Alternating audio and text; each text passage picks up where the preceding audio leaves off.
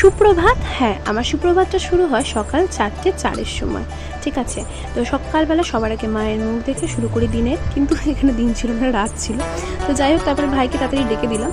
হ্যাঁ, ওর উঠে মুখটার অবস্থা একটু দেখো, বেচারার খুব কষ্ট হয়ে গেছে তো ভোরবেলায় উঠে।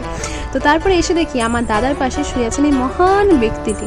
তো তারপরে ওদেরকেও ডেকে দিলাম, দিয়ে আমি চলে গেলাম ব্রাশ করতে।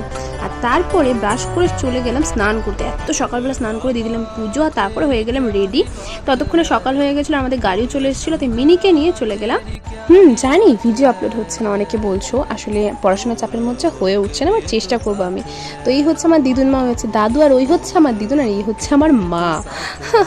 ভাই ছিল আমার সাইডে, ও বলে আমি ভিডিও এখন করবো না, তাই নেই ওকে ভিডিওতে। তো তারপরে এসে পড়তে হলো একটা ঝামেলায়, বাট বেশিক্ষণ ওয়েট করতে হয়নি, এটা হচ্ছে ভগবানের অশেষ কৃপা। হ্যাঁ, ট্রেনের এই ঝামেলাটা। তো যাই হোক, তারপরে গেটটা খুলে দিল আর আমরা চলে গেলাম বাবাকে দেখার উদ্দেশ্যে।